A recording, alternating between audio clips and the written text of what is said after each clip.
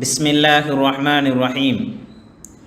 அன்பிற்குரியவர்களே, உசூலு ஷாஷி கிதாபில் இன்று 18வது பாடமாக ஹகீகத் மஜாஸுடைய பாடத்தை நாம் காண இருக்கின்றோம்.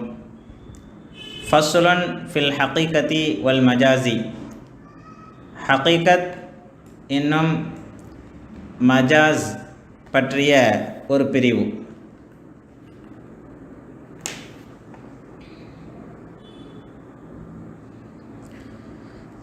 ஹகீகத் என்னும் மஜாஸ் என்றால் என்ன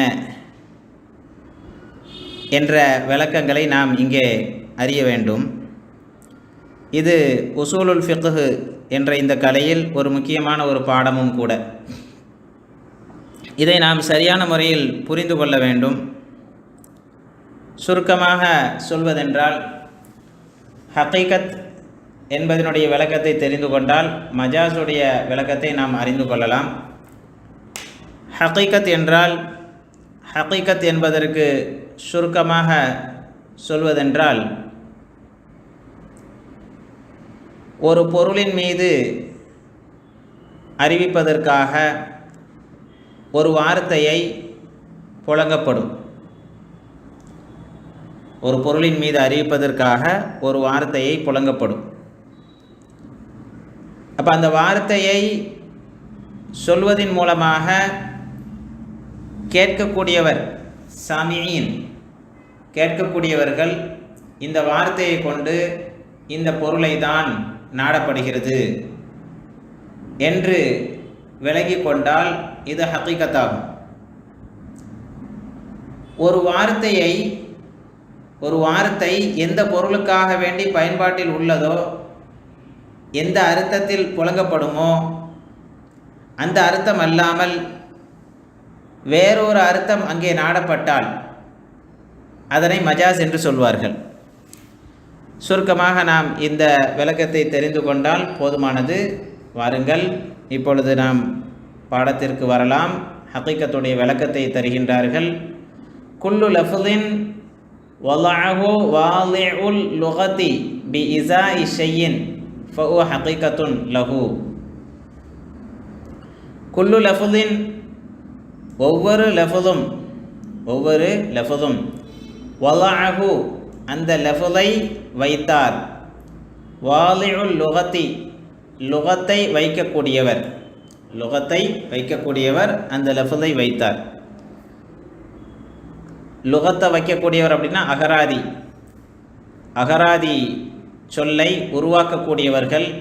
உருவாக்கினார்கள். பி இஸாஇ ஷைஇன், ஒரு பொருளின் மீது அறிவிப்பதற்காக. இஸா என்றால் அசல்ல அதனுடைய நேரடி பொருள் நிகராக, எதிராக, எதிர்மறையாக என்ற அர்த்தம் அங்கே நாடப்படும். பி இஸாஇ ஷைஇன், ஒரு பொருளின் மீது அறிவிப்பதற்காக அகராதியை ஏற்படுத்தக்கூடியவர்கள் ஒவ்வொரு லஃப்ஸையும் வைத்தார்களே, அப்படி வைத்தால் ஃபஹுவ ஹகீகத்துன் லஹு, அது அந்த பொருளுக்கு உரிய ஹகீகத்தாக இருக்கின்றது. ஃபஹுவ ஹகீகத்துன் லஹு, அதுதான் ஹகீகத்தாகும், உண்மையாகும். ஹகீகத்துக்கு இன்னும் சாதாரணமாக பொருள் கொள்வது என்றால் உண்மையானது, யதார்த்தமானது, உண்மையானது இன்னும் யதார்த்தமானது என்ற அர்த்தமும் அங்கே நாடலாம்.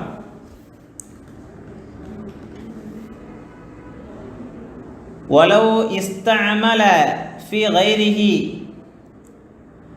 அப்போ ஒரு லஃப்ஸை ஒரு பொருளுக்காக வேண்டி பயன்படுத்தப்படுகிறது என்றால் அது ஹகீகத். ஒரு பொருளுக்காக வேண்டி ஒரு லஃப்ஸை பயன்படுத்தப்படுகிறது என்றால் அது ஹகீகத். உதாரணமாக பாருங்கள், சிங்கம் என்பது ஒரு லஃப்ஸ். சிங்கம் என்று சொன்னவுடன் அந்த சிங்கம் என்ற அந்த வார்த்தை எதற்காக வேண்டி நியமிக்கப்பட்டிருக்குது, எதற்காக அது புழங்கப்படுகிறது? ஒரு பாலூட்டி வகையை சேர்ந்த ஒரு காட்டு விலங்கு. சிங்கம் என்று சொன்னவுடன் அந்த சிங்கம் என்ற வார்த்தை எதற்காக வேண்டி வைத்திருக்கின்றார்கள்? பாலூட்டி வகையை சார்ந்த ஒரு காட்டு விலங்குக்கு. இன்னும் அதை பற்றி இன்னும் விளக்கம் தரானா, ஊனுண்ணி, அதாவது மற்ற ஏனைய பிராணிகளை, மற்ற இறைச்சி உள்ள பிராணிகளை அடித்து சாப்பிடக்கூடிய, உண்டு வாழக்கூடிய ஒரு வகையை சார்ந்த ஒரு காட்டு விலங்கு. அதற்கு தான் சிங்கம் என்று சொல்லுவோம். அரபியில் பார்த்தீங்கன்னா சிங்கத்துக்கு அல் அசத் அப்படின்னு சொல்லி சொல்லுவோம். அப்போ அசத் என்ற அந்த வார்த்தை ஒரு குறிப்பிட்ட ஒரு காட்டு விலங்கின் மீது அறிவிப்பதற்காக வேண்டி பயன்படுத்தப்படுகிறது. இது ஹகீகத். இதே சமயத்தில் அசத் என்பதை சொல்லி ஒரு மனிதரை நாடப்படுகிறது. உதாரணமாக ஜெய்துன் கல் அசதி, ஜெயிது சிங்கத்தை போல அப்படின்னு சொன்னால், அப்போ இந்த இடத்துல அசத் என்பது மஜாஸாக ஆகிவிடும். அதாவது சிங்கத்தில் உள்ள அந்த வீரத்தன்மை ஜெயிதுகிட்ட இருக்குது. சிங்கத்துக்கு எப்படி அந்த வீரத்தன்மை இருக்கிறதோ அதே போல் உள்ள வீரத்தன்மை யார்கிட்ட இருக்குது, ஜெயிதுகிட்ட இருக்குது. அப்போ இது ஹகீகத்து கிடையாது. வலவ் இஸ்தஅமல ஃபி கைரிஹி, அந்த பொருள் அல்லாத கைரிஹி உடைய லமீர் ஷை, அந்த ஷெய் அல்லாத வேறொன்றிலே அதை புழங்கினால் யகூனு மஜாசன், அது மஜாஸாக ஆகிவிடும். லா ஹகீகத்தன், அது ஹகீகத்து கிடையாது, அது மஜாஸாக ஆகிவிடும். அது மஜாஸ். தெரியுதுங்களா? இது தாங்க ஹகீகத் இன்னும் மஜாஸுக்கான விளக்கம். ஹகீகத்தை நம்ம நல்லா புரிஞ்சோம் அப்படின்னு சொன்னால் இன்ஷா அல்லாஹ் மஜாஸை விளங்கிடலாம். ஹகீகத்துனா ஒரு பொருளுக்காக வேண்டி எந்த லெவலை பயன்படுத்தப்படுகிறதோ அந்த லெவலை கொண்டு அந்த பொருளை நாடப்பட்டால் அது ஹகீகத். அந்த அர்த்தத்தை, அந்த விளக்கத்தை நாடப்பட்டால் அது ஹகீகத்தாக ஆகிவிடும். அந்த லெவலை கொண்டு வேறொரு அர்த்தத்தை, வேறொரு விளக்கத்தை, வேறொரு கருத்தை நாடினால் அது மஜாஸாக ஆகிவிடும். ஹைர். இங்கே இருந்து முஸன்னிஃப் அவர்கள் இன்னொரு ஹகீகத்து சம்பந்தமாக இன்னொரு விஷயத்தையும் சொல்கிறாங்க. சும்மல் ஹகீகத்து மஅல் மஜாஸி லா யஜ்தமிஆனி. பிறகு இந்த ஹகீகத் இருக்கிறதே மஜாஸோடு ரெண்டும் ஒன்று சேராது. ஒரே நேரத்தில் ஒரு லஃபலை கொண்டு ஹகீகத்துடைய அர்த்தமும் நாடுதல், அதே போல் மஜாஸுடைய அர்த்தமும் நாடுதல். இப்படி ஒரே நேரத்தில் ஒரு லஃபலை கொண்டு ஹகீகத்துடைய அர்த்தம் மஜாஸுடைய அர்த்தம் இரண்டும் நாட முடியுமா என்றால் லா யஜ்தமிஆனி, இரண்டும் ஒன்று சேராது. இது எதே மாதிரி அப்படின்னு சொன்னால், முந்தின பாடத்தில் முஸ்தரக்குடைய பாடம் நாம் பார்த்தோம். முஸ்தரக்கான லஃபுது, ஒரு லஃபுது அதுக்கு பல மானாக்கள் நாடப்படுகிறது என்றால் ஒரே நேரத்தில் என்ன செய்ய முடியாது, 2-3 அர்த்தங்களை நாட முடியாது அப்படின்னு சொல்லி நம்ம படித்தோம். அதே மாதிரி தான் ஹகீகத்து மஜாஸ், ஹகீகத்தும் மஜாஸையும் மஜாஸும் ஒன்று சேராது. லா யஜ்தமிஆனி இராதத்து மின் லஃபுதின் வாஹிதின், ஒரே லஃபுதில் இருந்து நாடுதல் ஒன்று சேராது. ஃபி ஹாலத்தி வாஹிதத்தின், ஒரே நிலையில் ஒரே சமயத்தில் ஒரு நேரத்தில் ஒரு லஃபுதை கொண்டு இரண்டையும் நாடுதல் என்பது ஒன்று சேராது. ஒலிஹாதா குல்னா, இதற்காக வேண்டிதான், எதற்காக, ஒரே நிலையில் ஒரு லஃபதை கொண்டு ஹகீகத்து மஜாஸ் இரண்டும் ஒன்று சேராது என்பதற்காக வேண்டிதான் குல்னா நாம் கூறினோம். லம்மா உரீத மா யதுகுலு ஃபி ஸ்ஸாஇ பிகௌலிஹி அலைஹிஸ்ஸலாம் லா தபீஉ அத்திர்ஹம பித்திர்ஹமைன் அஸ்ஸாஅ பிஸ்ஸாஐன் என்ற ஹதீஸ் வருது. இங்கே என்ன சொல்ல வராங்க என்ற விளக்கத்தை முதல்ல நம்ம தெரிஞ்சுக்கலாம். அப்புறம் இன்ஷா அல்லாஹ் இந்த லஃபுதுடைய அர்த்தங்களை நாம் வைக்கலாம்.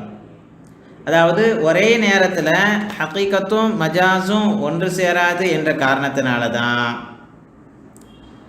ஸாஇ ஹதீஸில் வந்திருக்கக்கூடிய அந்த ஸாஇ என்ற வார்த்தை, ஹதீஸில் வந்திருக்கக்கூடிய ஸாஇ என்ற வார்த்தை, ஸாஇனா என்ன, இது ஒரு அளவைங்க. பேரித்தம்பழம், கோதுமை, இது போன்ற கிஸ்மிஸ் பழம், இது மாதிரியான பொருட்களை அளக்கக்கூடிய ஒரு அளவை பொருள் தான் ஸாஇ. இது முற்காலத்தில் மரக்கட்டையினால் செய்து வைத்திருந்தார்கள். மரக்கட்டையில் அப்படி குடஞ்சி ஒரு அளவாக நிர்ணயித்து பயன்பாட்டில் வைத்திருந்தார்கள். அதற்கு தான் சா என்று சொல்வார்கள். இன்னும் சாவுடைய அளவை பற்றி அறிஞர்கள் சொல்லும் பொழுது 4 முத்து கொண்டது ஒரு சா அப்படின்னு சொல்லுவாங்க. ஒரு முத்து அப்படிங்கிறது 2 கை அளவு, 2 கையினுடைய அந்த உள்ளங்கை அளவுக்கு தான் ஒரு முத்து என்று சொல்வார்கள். இதே மாதிரி 4 முத்து கொண்ட அளவு தான் என்னது ஒரு சா. ஹயர். அப்போ சா என்பது ஒரு அளவையினுடைய பொருள். சா என்பது ஒரு அளவையினுடைய பொருளாக இருக்கின்றது. இங்கே நம்ம கவனிக்க வேண்டியது என்ன அப்படின்னா, ஹதீஸில் இருக்குது லா தபீஉ திர்ஹம பித்திர்ஹமைனி, லா தபீஉ திர்ஹம பித்திர்ஹமைனி, 2 திர்ஹத்துக்கு பகரமாக ஒரு திர்ஹத்தை விற்காதீங்க, ஏன்னா அது வட்டியாக ஆகிவிடும். திர்ஹம் அப்படிங்கிறது நாணயமாக புழங்கப்பட்ட பயன்பாட்டில் முற்காலத்தில் நாணயமாக அது புழங்கப்பட்டு இருந்தது. திர்ஹம், தீனார், 2 முற்காலத்தில் 2 வகையான நாணயங்கள் புழங்கினார்கள் மக்கள். திர்ஹம் என்றால் வெள்ளி நாணயம், தீனார் என்றால் தங்க நாணயம். அப்போ 2 வெள்ளி நாணயத்துக்கு பகரமாக ஒரு வெள்ளி நாணயத்தை விற்காதீங்க. 2 வெள்ளி நாணயத்துக்கு பகரமாக ஒரு வெள்ளி நாணயத்தை விற்கக்கூடாது. அப்படி விற்றால் என்ன ஆகும்? வட்டியாக ஆகும். அதே போல் ஒலசா பிஸ்ஸாயினி, 2 சாவுக்கு பகரமாக ஒரு சா விற்காதீங்க. 2 சாவுக்கு பகரமாக ஒரு சாவுக்கு விற்காதீங்க. அப்படி விற்பனை செய்தால் அது வட்டியாக ஆகும். இங்கே கவனிக்க வேண்டியது என்ன அப்படின்னா, முந்தின விஷயத்தில் லா தபீஉ திர்ஹம பித்திர்ஹமைன் அப்படிங்கிறது அது தெளிவாக புரிகிறது. அதாவது நாணயத்தை விற்பனை செய்யக்கூடாது அப்படின்னு சொல்லி. இங்கே பாருங்கள், சா 2 சாவுக்கு பகரமாக விற்காதீங்க அப்படின்னு சொல்லி வருது. இங்கே 2 வகையான அர்த்தங்கள் வருகிறது. ஒன்று, நேரடியாக அந்த அளவை பொருள் இருக்குதுல்ல, பொருளை அளக்கக்கூடிய அந்த அளவை, அந்த மரக்கா, அதையே விற்கக்கூடாது. ஒரு மரக்காவுக்கு பகரமாக 2 மரக்காவுக்கு பகரமாக ஒரு மரக்காவை விற்பனை செய்கிறது அப்படிங்கிற ஒரு அர்த்தமும் இங்கே வருகிறது. 2வது அர்த்தம், இதுதான் ஹகீகத்துடைய அர்த்தம். ஒரு மரக்காய்க்கு பகரமாக 2 மரக்காய்க்கு பகரமாக ஒரு மரக்காவை விற்கக்கூடாது அப்படிங்கிறது இது ஹகீகத்துடைய அர்த்தம். இன்னொரு அர்த்தம் என்ன அப்படின்னா, அதை யாரும் விற்க போகிறதில்லை. அந்த சாலை எந்த பொருளை போட்டு அளக்கிறோமோ, உதாரணமாக பேரிச்சம்பழம் அதில் அளக்கப்படும், அதே போல் கோதுமை அளக்கப்படுகிறது, அதே போல் கிஸ்மிஸ் பழம் அதில் அளக்கப்படும். அப்போ இப்படி அளக்கும் பொழுது 2 சாவுடைய அளவு கொண்ட அந்த பேரித்தம்பழத்துக்கு பகரமாக ஒரு சாவுடைய அளவு கொண்ட பேரித்தம்பழத்தை விற்காதீங்க என்ற அர்த்தம் வரும். இந்த அர்த்தம் வரும். இந்த அர்த்தத்தில் தான் இங்கே சொல்லப்பட்டிருக்கு. இந்த ஹதீஸில் சொல்லப்பட்டதனுடைய நோக்கமும் அதுதான். என்ன சொல்லப்படலை? அதாவது நேரடியாக அந்த அளவை பொருளையே 2 அளவை பொருளை 2 சாவுக்கு பகரமாக ஒரு சாவு இருக்கிறது என்ற அந்த அர்த்தத்தில் அங்கே சொல்லப்படலை. இங்கே சொல்லப்பட்டதனுடைய நோக்கமும் என்ன? அந்த அளவை பொருளில் வைத்து அளக்கப்படக்கூடிய அந்த பொருட்கள் 2 சா கொண்ட பேரித்தம்பழத்துக்கு பகரமாக ஒரு சா கொண்ட பேரித்தம்பழத்தை விற்பனை செய்யாதீங்க. அப்படி செஞ்சால் இதுவும் என்ன ஆகும்? வட்டியாக ஆகும், ரிபாவாக ஆகிவிடும். அதனால் அதை விட்டு தவிர்க்கணும், வட்டியை விட்டு தவிர்த்து கொள்ள வேண்டும் என்பதற்காக வேண்டிதான் இந்த ஹதீஸை நபிகள் நாயகம் ஸல்லல்லாஹு அலைஹி வஸல்லம் அவர்கள் குறிப்பிடுகின்றார்கள். இப்போ வாருங்கள் மேலே படிக்கலாம். குல்னா ஒலிஹாதா, ஒரே நேரத்தில் ஹகீகத்தும் மஜாஸும் ஒன்று சேராது என்ற காரணத்தினால தான் குல்னா நாம் கூறினோம், லம்மா உரீத மா எதுகுலு ஃபிஸ் சாயி, அந்த சாய் என்பதில் எதுவெல்லாம் நுழைகின்றதோ அதை நாடப்பட்டது. லம்மா உரீத, எப்பொழுது நாடப்பட்டதோ, மா எதுகுலு ஃபிஸ் சா என்பதில் எது நுழையுமோ. ஏன்னா சா ஹதீஸில் வந்திருக்கக்கூடிய அஸ்ஸா என்ற அந்த இதில் ஒன்று நேரடியாக அந்த அளவை பொருள் அதையும் அது எடுத்துக்கொள்கிறது ஹகீகத் என்ற அடிப்படையில் பார்த்தால். அதே போல் அளவை பொருள் அங்கு முராதல்ல, மாறாக அந்த அளவை பொருளில் வைத்து அளக்கப்படக்கூடிய அந்த வஸ்து, பேரித்தம்பழம், கோதுமை, கிஸ்மிஸ் பழம், இது போன்ற அந்த பொருளை தான் அது குறிக்கிறது. அப்போ அந்த பொருளில் வந்து என்ன செய்யக்கூடாது, ஏற்றத்தாழ்வுகள் செய்யக்கூடாது என்பதை தான் அங்கே நாடப்படுது. அப்போ சா என்பதில் எதுவெல்லாம் நுழைகிறதோ, பிகௌலிஹி அலைஹிஸ்ஸலாம், நபி ஸல்லல்லாஹு அலைஹி வஸல்லம் அவர்களுடைய சொல்லை கொண்டு, லா தபீஉ திர்ஹம பித்திர்ஹமைன், 2 திர்ஹத்துக்கு பகரமாக ஒரு திர்ஹத்தை நீங்கள் விற்பனை செய்யாதீர்கள். இதில் பிரச்சனை இல்லை. இங்கே தான் வல சா பிஸ்ஸாயினி, 2 சாக்கு பகரமாக ஒரு சா விற்காதீர்கள் என்று எதுவெல்லாம் அந்த சா என்பதில் நுழைகிறதோ, சகத இஅ்திபாரு நஃப்ஸி ஸாஇ. அப்போ இங்கே அந்த ஹகீகத்துடைய அர்த்தம் அங்கே நீங்கி விட்டது. இங்கே மஜாஸுடைய அர்த்தம் மட்டும்தான் நாடப்படுது. இங்கே வந்து ஹகீகத்துடைய அர்த்தம் நாடப்படாது. ஏன்னா ஒரே நேரத்தில் 2 ஒன்று சேராது. சகத இஅ்திபாரு நஃப்ஸி ஸாஇ, சா என்ற அந்த பொருள், சா என்ற அந்த பொருள். சா என்பதற்கு நேரடி ஹகீகத்துடைய பொருள் என்னது? சா என்பது ஒரு அளவை பொருள். அப்போ அந்த சா என்ற அந்த அளவை பொருளை கவனித்தல் என்ற அந்த ஹகீகத்துடைய அர்த்தம் இங்கே விழுந்து விட்டது. ஹத்தா எந்த அளவிற்கு என்றால், விழுந்தது மட்டுமல்ல, ஜாஸ ஃபுகஹாக்கள் அனுமதிக்கின்றார்கள், பைஉல் வாஹிதி மின்ஹு பில் இஸ்னைனி. உதாரணத்துக்கு ஒரு வியாபாரிகள் 2 பேர் ஒருத்தருக்கு ஒருத்தர் ஒப்பந்தம் செய்கிறாங்க. எப்படி? என்னிடத்துல ஒரு அளக்கக்கூடிய அந்த அளவை பொருள் சா இருக்குது, உங்கள்கிட்ட 2 சா இருக்குது, அந்த 2 சாக்கு பகரமாக இந்த சா வச்சுக்கோங்க, இது வந்து புதுசுங்க, உங்கள்கிட்ட உள்ளது 2ம் பழசாக இருக்குது, அதனால் அந்த 2 பழசை எங்கிட்ட கொடுத்துருங்க, ஆனால் இந்த சா வந்து புதுசாக இருக்கிறனால இந்த அளவை பொருளை நீங்கள் வச்சுக்கோங்க அப்படின்னு ஒருத்தருக்கு ஒருத்தர் வியாபார ஒப்பந்தம் செய்தார்கள் என்றால், ஜாஸ அந்த பைஇ கூடும். பைஉல் வாஹிதி மின்ஹு, அந்த சால இருந்து ஒன்றை விற்பனை செய்வது, பில் இஸ்னைனி 2 சாக்கு பகரமாக இப்படி விற்பனை செய்வது கூடும். ஆனால் இது கூடாது. எது? எங்கள்கிட்ட வந்து பழைய பேரிச்சம்பழம் இருக்குது, உங்கள்கிட்ட வந்து புது பேரிச்சம்பழம் இருக்குது, இந்த புது பேரிச்சம்பழத்தில் ஒரு 2 கிலோ, புது பேரிச்சம்பழத்தில் ஒரு 2 சா, பழைய பேரிச்சம்பழத்தில் ஒரு 2 சா கொடுங்க, புது பேரிச்சம்பழத்தில் ஒரு சா நான் கொடுக்குறேன் அப்படின்னு சொல்ல முடியுமான்னு கேட்டால் சொல்ல முடியாது.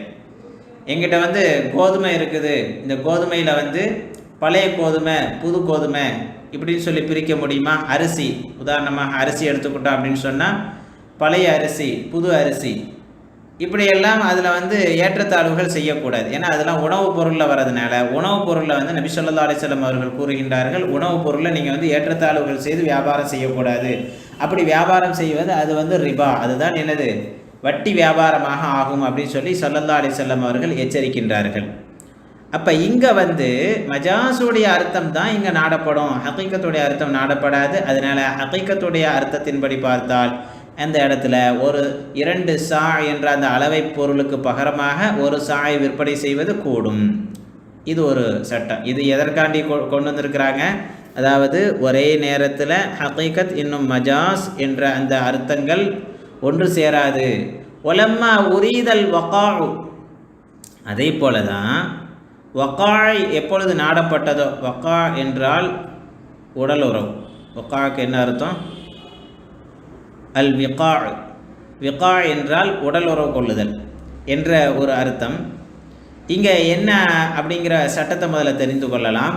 சட்டத்தை தெரிஞ்சுக்கிட்டால் இந்த இபாரத்தை படிக்கிறதுக்கு ரொம்ப லேசாக இருக்கும். அல்லாஹு ரப்புல் ஆலமீன் குர்ஆன் ஷரீஃபில் லாமஸ்துமுன் நிசா அப்படின்னு ஒரு வார்த்தையை பயன்படுத்துகிறான். அதாவது ஒது முறியக்கூடிய சபபுகள், காரணங்கள் என்னென்ன, குளிப்பு கடமையாகக்கூடிய காரணங்கள் என்னென்ன என்பதையெல்லாம் சொல்லி, இந்த நேரத்தில் உங்களுக்கு ஒதுவுடைய தேவை ஏற்பட்டால் எப்படி ஒது செய்யணும், அந்த நேரத்தில் தண்ணியை நீங்கள் பெற்றுக்கொள்ளவில்லை என்றால், தண்ணீரை பெற்றுக்கொள்ளவில்லை என்றால் ஒதுவுக்கு பகரமாக எப்படி தயமும் செய்யணும் என்ற அந்த சட்டத்தை அல்லாஹு ரப்புல் ஆலமீன் சூரத்துல் நிசா மற்றும் சூரத்துல் மாயிதாவில் நமக்கு தெளிவுபடுத்துகின்றான். இந்த ஆயத்துக்கு பேர் ஆயத்துல் முலாமசா என்ற ஒரு பேரும் இருக்குது. இந்த ஆயத்துக்கு பேர் ஆயத்துல் முலாமசா. அப்போ இந்த லாமஸ்துமுன் நிசா என்பதில் வந்து சில இமாம்கள் ஹகீகத் மஜாஸ் 2 அர்த்தத்தையுமே என்ன செய்கிறாங்க, நாடுறாங்க. லாமஸ்துமுன் நிசா என்பதற்கு ரெண்டு அர்த்தம் வைக்கிறாங்க. ஒன்று, ஒரு ஆண் ஒரு பெண் இவர்கள் ஒருவருக்கொருவர் தொட்டு கொண்டால் ஒது முறிந்துவிடும் என்ற அர்த்தம். இரண்டாவது அர்த்தம், உடலுறவு செய்து விட்டால், உடலுறவு கொண்டால் அவர்களுக்கு குளிப்பு கடமையாகிவிடும் என்ற இந்த சட்டம். இந்த இரண்டையுமே என்ன செய்கிறாங்க சில இமாம்கள், உதாரணமாக ஷாஃபி மதுஹபை சார்ந்த அறிஞர்கள் இந்த கருத்தை நாடுகின்றார்கள். ஆனால் ஹனஃபி மதுஹபின்படி அங்கே லாமஸ்துமுன் நிசா என்பதற்கு அல் பிகா ஜிமா என்ற அர்த்தம் நாடுகின்றார்கள். அங்கே ஒரே நேரத்தில் ஹகீகத் மஜாஸ் ரெண்டும் ஒன்று சேராது. மஜாஸான மானா ஜிமா என்ற அர்த்தம் மட்டுமே அங்கே நாடுகின்றார்கள். ஒலம்மா உரீதல் விகா, எப்பொழுது விகா என்ற அந்த அர்த்தம் நாடப்பட்டதோ, மின் ஆயத்தில் முலாமசதி, முலாமசாவுடைய ஆயத்திலிருந்து விகா என்ற அர்த்தத்தை நாடப்பட்டதோ, சகத்த இஅ்திபாரு இராதத்தில் மஸ்ஸி பில் யதி, அப்போ அங்கே கையினால் தொடுதல் என்ற அல் மஸ்ஸுபில் எது என்ற அர்த்தத்தை நாடுவதை கவனிப்பது அங்கே விழுந்துவிடும். அப்போ அங்கே இந்த அர்த்தம் நாடப்படாது. அசல்ல முலாமசா அப்படிங்கிறதுக்கு அல் மஸ்ஸுபில் எது என்ற ஹகீகத் அர்த்தம் இருக்குது. அதே போல் அல் விகா என்ற இந்த அர்த்தமும் இருக்குது. அப்போ எப்போ விகா என்ற அந்த மஜாசி அர்த்தம், மஜாசி மானா நாடப்பட்டதோ அங்கே ஹகீகி மானா விழுந்துவிடும். எப்படி முன்னாடி சொன்னாங்கல்ல, முன்னாடி அஸ்ஸா என்பதற்கு மஜாஸாக சா, நேரடி சா அங்கே நோக்கமல்ல, சாயில் வைத்து அளக்கப்படக்கூடிய அந்த அளவை பொருள் தான், அந்த வஸ்துக்கள் தான், பேரித்தம்பலம் கோதுமை போன்ற பொருட்கள் தான் அங்கே நாடப்படுகிறது. அங்கே எப்படி மஜாஸ் அர்த்தம் நாடப்பட்டதோ ஹகீகி அர்த்தம் அங்கே நீங்கிவிட்டது. அதே போல் இங்கேயும் மஜாசி மானா நாடப்பட்டதுனால ஹகீகி மானா நீங்கிவிட்டது. மொத்தத்தில் இந்த உதாரணங்களை எல்லாம் சொல்லி முசன்னிஃப் அவர்கள் நமக்கு எதை தெளிவுபடுத்துகின்றார்கள் என்றால், ஹகீகத்தும் மஜாஸும் ஒரே நேரத்தில் ஒரு லஃபுதை கொண்டு இரண்டையும் நாடப்படாது, இரண்டும் ஒன்று சேராது என்பதை தான் இங்கே நமக்கு தெளிவுபடுத்துகின்றார்கள். மேலும் நமக்கு சில உதாரணங்களை முசன்னிஃப் அவர்கள் கூறுகின்றார்கள். கால முஹம்மதுன் ரஹிமஹுல்லா, முஹம்மது ரஹ்மத்துல்லாஹி அலைஹி அவர்கள் கூறினார்கள், இதா அவுசா லி மவாலிஹி, ஒருவர் தன்னுடைய அடிமைகளுக்காக வசியத்து செய்கிறார். தன்னுடைய அடிமைகளுக்கு வசியத்து செய்தால், அடிமைகள் யார் அப்படின்னு சொன்னால் உரிமையிடப்பட்ட அடிமைகள், அவரால் சுதந்திரமாக்கப்பட்ட அடிமைகளாக இருக்கின்றார்கள். ஒலகு மவாலின், அவருக்குமோ அடிமைகள் இருக்கின்றார்கள். எப்படிப்பட்ட அடிமைகள்? அஅதகஹும், அவர்களை உரிமையிட்டு விட்டாரே அப்படியான அடிமைகள் அவருக்கு இருக்கின்றார்கள். அந்த அடிமைகளுக்கு அவர் வசியத் செய்தார். அது மட்டுமல்ல, ஒலி மவாலிஹி, அவருடைய உரிமையிடப்பட்ட அந்த அடிமைகளுக்கும் மவாலின், அடிமைகள் இருக்கின்றார்கள். அஅதகூஹும், அவர்கள் உரிமையிட்டார்களே, இந்த அடிமைகள் உரிமையிடப்பட்ட இந்த அடிமைகள் அந்த அடிமைகளை எல்லாம் உரிமையிட்டார்களே அப்படியான மவாலி அடிமைகள் அவர்களுக்கு இருக்கின்றார்கள். கொஞ்சம் நல்லா கவனிக்கணும். லேசான ஒரு உதாரணம் தான் இது, ரொம்ப சிரமமான ஒரு உதாரணம் அல்ல. உதாரணமாக பாருங்கள், அப்துல்லான்னு ஒருத்தர் இருக்கார். அந்த அப்துல்லாவுக்கு சில அடிமைகள் இருக்கின்றார்கள். எத்தனை அடிமை? உதாரணத்துக்கு அப்துல் ரஹ்மான், அப்துல் ரஹீம், அப்துல் காதிர் இப்படின்னு அடிமைகள் இருக்கிறாங்க. இந்த அடிமைகள் எல்லாம் அவர் என்ன செஞ்சிட்டார்? உரிமை விட்டு விட்டார். இந்த உரிமை விடப்பட்ட இந்த அடிமைகளுக்கு இந்த அடிமைகள் என்ன செய்தார்கள்? இவர்கள் சில அடிமைகளை உரிமையிட்டார்கள். ஜெயிது, ஹாமிது, பக்ரு போன்ற அடிமைகளை எல்லாம் விலைக்கு வாங்கி இவர்களையும் உரிமையிட்டார். அசல்லா அப்துல்லா என்பவர் நேரடியாக உரிமையிட்டவர் யார்? அப்துல் ரஹ்மான், அப்துல் ரஹீம், அப்துல் காதிர், இந்த 3 பேர் தான். ஆனால் இந்த 3 பேர் மற்ற ஒரு 3 அடிமைகளை விலைக்கு வாங்கி அவங்க உரிமையிட்டிருக்காங்க, ஜெயிது, ஹாமிது, பக்ரு போன்றவர்களை. இப்போ அப்துல்லா என்பவர் தான் வசியத்து செய்கிறாரு தன்னுடைய உரிமையிட்ட அந்த அடிமைகளுக்காக வேண்டி. இப்போ இந்த வசியத்து யாருக்கு மட்டும்தான் செல்லும் அப்படின்னா, ஹகீகத்தன் பார்க்கும் பொழுது நேரடியாக இவரால் அப்துல்லாவால் உரிமையிடப்பட்டவர்களானால் இந்த அப்துல் ரஹ்மான், அப்துல் காதிர், அப்துல் ரஹீம் போன்றவர்கள் தான் அப்துல்லாவால் உரிமையிடப்பட்ட நேரடியான அடிமைகள். அப்போ அவர்களுக்கு மட்டும்தான் இந்த வசியத்து செல்லும், யாருக்கு செல்லாது? இவர்களால் உரிமையிடப்பட்ட மற்ற 3 அடிமைகள் இருக்கின்றார்களே, உதாரணமாக ஜெயிது, ஹாமிது, பக்ரு போன்றவர்கள், இவர்களுக்கு என்ன செய்யாது, அந்த வசியத்து செல்லாது. ஏன் அப்படின்னா ஒரே நேரத்தில் ஹக்கீகத்து மஜாஸ் ரெண்டும் என்ன செய்யாது, ஒன்று சேராது. அதை தான் இங்கே தெளிவுபடுத்துகிறாங்க. முஹம்மது ரஹ்மத்துல்லாஹி அலைஹி அவர்கள் கூறுகின்றார்கள், இதா அவுசாலி மவாலிஹி, ஒருவர் தன்னுடைய அடிமைக்கு வசியத்து செய்தார், உலகு அவருக்கு மவாலின் ஆழ்த்தகவும், அவர்களை உரிமையிட்டாரே அப்படியான அடிமைகளும் இருக்கின்றார்கள், எவர்களை அவர் உரிமையிட்டாரோ அப்படியான அடிமைகளும் அவருக்கு இருக்கின்றார்கள். ஒலி மவாலிஹி, இன்னும் அவரால் உரிமையிடப்பட்ட அந்த அடிமைகளுக்கு மவாலின் அடிமைகள் இருக்கின்றார்கள். ஆழ்த்தப்போகும், எவர்களை அவர்கள் உரிமையிட்டார்களோ அப்படிப்பட்ட அடிமைகளும் அவருடைய அடிமைகளுக்கு உரிமையிடப்பட்ட அந்த அடிமைகளுக்கு இருக்கின்றார்கள் என்றால், காணத்தில் வசியத்துள்ளி மவாலி, இந்த வசியத்து அவரால் உரிமையிடப்பட்ட அந்த எஜமானால் உரிமையிடப்பட்ட அந்த அடிமைகளுக்கு மட்டும்தான் செல்லுபடியாகும். தூன மவாலிஹி, அவரால் உரிமையிடப்பட்ட அந்த அடிமைகளினால் உரிமையிடப்பட்டார்களே அப்படிப்பட்ட அடிமைகளுக்கு இந்த வசியத்து செல்லாது. ஏன்னா ஒரே நேரத்தில் ஹக்கீகத்து மஜாஸ் இரண்டும் ஒன்று சேராது என்ற அடிப்படையில். ஒஃபி சியருல் கபீரி, சியருல் கபீர் என்ற ஒரு கிதாப் இருக்கிறது. அந்த கிதாபில் இன்னும் ஹக்கீகத்து மஜாஸை பற்றி தெளிவுபடுத்துறதுக்காக வேண்டி சில ஃபுரூஇ மஸ்அலாக்களை அங்கே தெளிவு கூறுகின்றார்கள். லவிஸ்த அமன அஹ்லுல் ஹர்பி, அஹ்லுல் ஹர்பு பாதுகாப்பு தேடினால், அஹ்லுல் ஹர்பு என்றால், அஹ்லுல் ஹர்ப் என்றால் இஸ்லாத்தினுடைய முஸ்லிம்களுக்கு எதிராக செயல்படக்கூடிய கூட்டத்தார்கள். இப்போ இவர்கள் என்ன செய்கிறாங்க, முஸ்லீம்கள்கிட்ட பாதுகாப்பு கேட்குறாங்க. யாருக்கு பாதுகாப்பு கேட்குறாங்க? அலா ஆபா இஹிம், எங்களுடைய ஆபாக்களுக்கு நீங்கள் பாதுகாப்பு தர வேண்டும். இஸ்தமன் என்றால் பாதுகாப்பு தேடினான் என்ற அர்த்தம். இப்போ அஹ்லுல் ஹர்ப் பாதுகாப்பு கேட்கின்றார்கள். யாருக்காக? எங்களுடைய தந்தைமார்களுக்கு நீங்கள் பாதுகாப்பு தர வேண்டும் என்று பாதுகாப்பு கேட்டால், இதில் தந்தையுடைய தந்தைகள் வருவாங்களா? பாட்டன்மார்கள், பாட்டனுடைய தந்தை, இவர்களெல்லாம் இதில் வருவார்களா என்றால், லா ததுஹுலுல் அஜிதாது ஃபில் அமானி, பாதுகாப்பின் விஷயத்திலே அஜிதாதுகள் இதில் இடம் பெற மாட்டாங்க, வரமாட்டாங்க. ஏன்னா அவங்க யாருக்கு மட்டும்தான், யாருக்குன்னு பாதுகாப்பு கேட்குறாங்க? எங்களுடைய ஆபாக்களுக்கு, எங்களுடைய தந்தைமார்களுக்கு பாதுகாப்பு வேணும் அப்படின்னு சொல்லி கேட்டால், அந்த பாதுகாப்பு ஹக்கீகத்தன் எதை மட்டும்தான் எடுத்துக்கொள்ளும்? அந்த ஆபா என்ற வார்த்தை தந்தைகளை மட்டும்தான் எடுத்துக்கொள்ளுமே தவிர அவருடைய தந்தைகளை என்ன செய்யாது, எடுத்துக்கொள்ளாது. அதனால தான் லா ததுஹுலுல் அஜிதாது ஃபில் அமானி, பாதுகாப்பின் விஷயத்தில் அவனுடைய அஹ்லுல் ஹர்புடைய பாட்டன்மார்கள் இதில் நுழைய மாட்டார்கள். அதே போல தான், அதாவது மீண்டும் மீண்டும் ஒவ்வொரு உதாரணங்களை சொல்கிறத கொண்டு நமக்கு எதை வலியுறுத்துகிறாங்க அப்படின்னா, ஹக்கீகத்னா என்ன, மஜாஸ்னா என்ன என்பதை நல்ல தெளிவாக புரியணும். ஒன்று.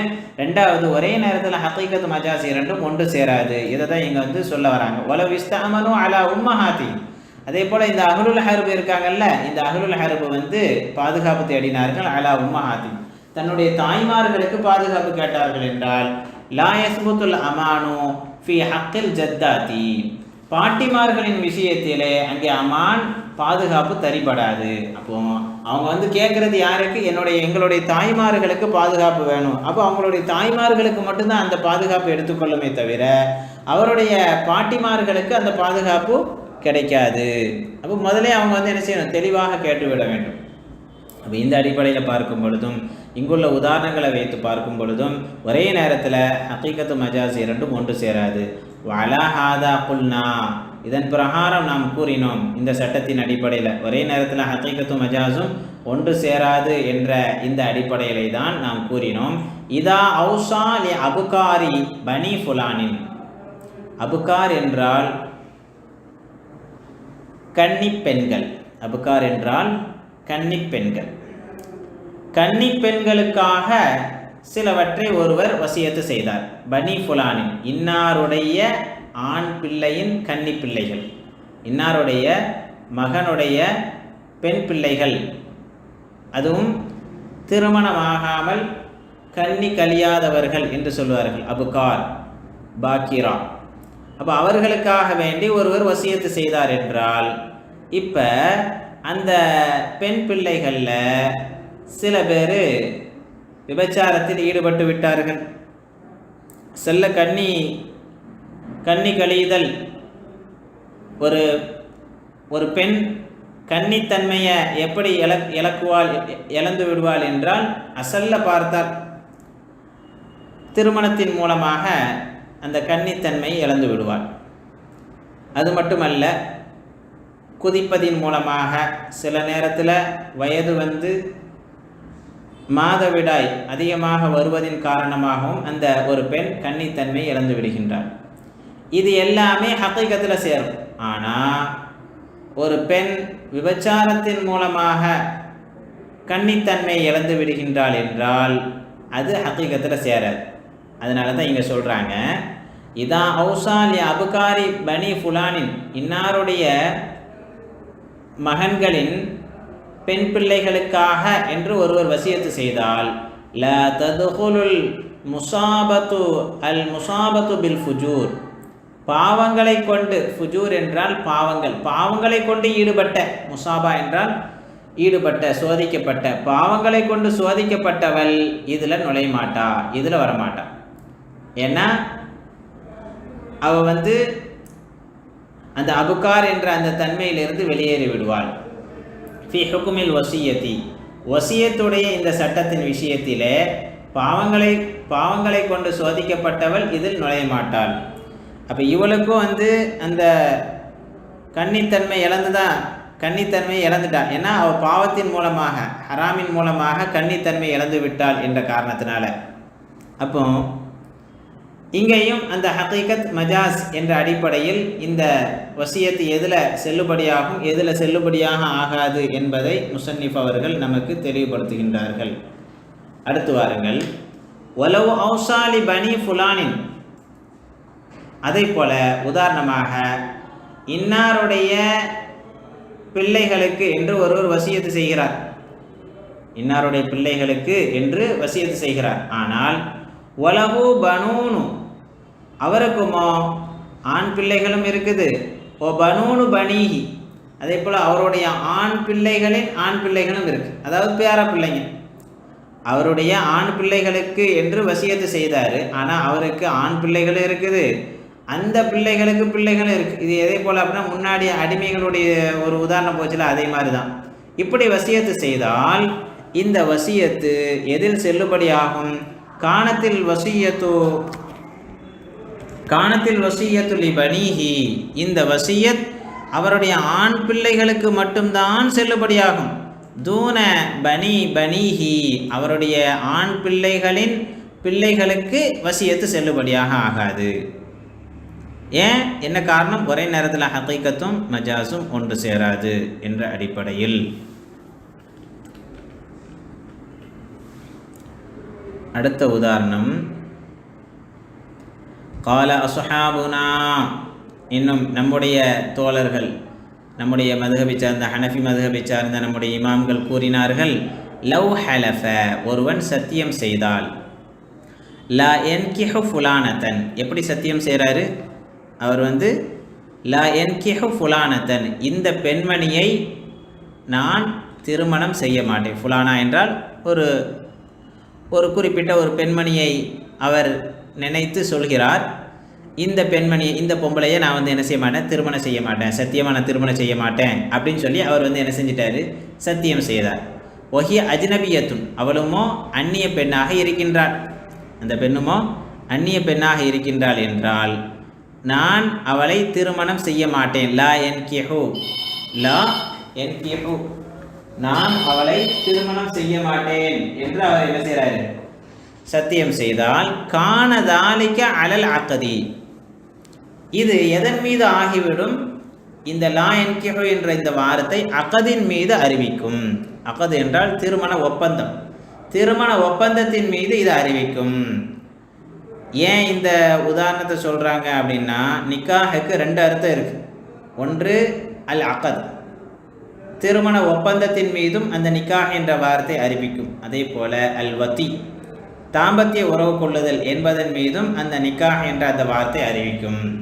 உதாரணமாக நம்ம பார்த்தோம் அல்லவா ஒரு வசனத்தில், ஹத்தா தன்கிஹ ஜௌஜன் கைரஹு, தன்கிஹ என்பது அந்த இடத்துல அவள் உடலுறவு கொள்கின்ற வரை, தன்கிஹ ஜௌஜன் கைரஹு, இன்னொரு கணவனோடு அவள் உடலுறவு கொள்கின்ற வரை என்ற அந்த அர்த்தத்தை அங்கே நிக்காஹ் என்ற அந்த வார்த்தை அறிவிக்கின்றது. ஆனால் இங்கே லா யன்கிஹு என்பது எதன் மீது மட்டும்தான் அறிவிக்கும்? கான தாலிக அலல் அக்தி, அக்தின் மீது தான் அறிவிக்கும். ஹத்தா எந்த அளவிற்கு என்றால் லவ் ஜனா பிஹா, எந்த பெண்ணை திருமணம் முடிக்க மாட்டேன் என்று அவன் சத்தியம், இதெல்லாம் ஒரு கற்பனைக்காக வேண்டிதான் சொல்கின்றார்கள் இமாம்கள். அது மட்டுமல்ல, இந்த ஒவ்வொரு கற்பனை சட்டங்களை சொல்லி எதை நமக்கு இங்கே தெளிவுபடுத்த வராங்க அப்படின்னா, ஹக்கீகத்துனா என்ன, மஜாஸ்னா என்ன என்பதை சரியான முறையில் புரிந்து கொள்ளணும். அதே போல் ஒரே நேரத்தில் ஹக்கீகத் மஜாஸ் இரண்டும் ஒன்று சேராது. பாருங்கள், இங்கே லா யன்கிஹு என்பது இங்கே ஒரே நேரத்தில் அக்துன் நிக்காஹ் என்ற அர்த்தமும் அதே போல் அல் வத்தி என்ற அர்த்தமும் ஒன்று சேரலை. லா யன்கிஹு என்பது எதன் மீது மட்டும்தான் இங்கே அறிவிக்குது? அக்தின் மீது தான் அறிவிக்குது. ஹத்தா எந்த அளவிற்கு என்றால் லவ் ஜனா பிஹா, அந்த பெண்ணை இவன் விபச்சாரம் செய்துவிட்டால், அந்த பெண்ணோடு இவன் விபச்சாரம் செய்துவிட்டால் லா யஹ்னுசு, இவன் அந்த சத்தியத்தை, அவன் செய்த அந்த சத்தியத்தை முறித்தவனாக ஆகமான். விபச்சாரம் செய்வது என்பது அது ஒரு தனி பாவம், அது ஒரு தனி குற்றம், அது வேற. இங்கே ஹக்கீகத்து மஜாஸ் என்பதை சரியாக புரியணும் என்பதற்காண்டி இங்கே சொல்ல வராங்க. லா யஹ்னுசு, அவன் என்ன செய்ய மாட்டான்? சத்தியத்தை அவன் முறித்தவனாக ஆக மாட்டான். ஏன் அப்படின்னா, லா யன்கிஹு என்பதை கொண்டு அங்கே திருமண ஒப்பந்தத்தை தான் நாடப்படுது. அப்போது சத்தியமாக நான் திருமணம் செய்ய மாட்டேன் என்பதை தான் அங்கே நாடப்படுது. திருமணம் செய்யலை, அப்படி திருமணம் செஞ்சால் தான் அவன் சத்தியத்தை முறித்தவனாக ஆகுவான். திருமணம் செய்தால்தான் அங்கே சத்தியத்தை முறித்தவனாக ஆகுவான். அப்போ இங்கே நடந்தது என்ன அப்படின்னா விபச்சாரம். விபச்சாரம் என்பது அது ஒரு தனி குற்றம், தனியான அது, அதற்கென்று சட்டங்கள் தனியாக ஆகும். ஆனால் இங்கே சத்தியத்தை முறித்தவனாக ஆகுவானா என்றால் லா யஹ்னுசு, அவன் சத்தியத்தை முறித்தவனாக ஆக மாட்டான். கைர், அல்ஹம்துலில்லாஹ். இன்னும் இது போன்று ஹக்கீகத் மஜாஸுக்கு முஸன்னிஃப் அவர்கள் சில உதாரணங்களை நமக்கு தர இருக்கின்றார்கள். ஒரே நேரத்தில் ஹக்கீகத் மஜாஸ் இரண்டும் ஒன்று சேராது என்பதை நமக்கு தெளிவுபடுத்த இருக்கின்றார்கள். இன்ஷா அல்லாஹ் அடுத்து வரக்கூடிய நாட்களில் நாம் தெரிந்து கொள்ளலாம். வாஹிரு தாவானா அல்ஹம்துலில்லாஹி ரப்பில் ஆலமீன். அஸ்ஸலாமு அலைக்கும் வரஹ்மத்துல்லாஹி வபரகாத்துஹு.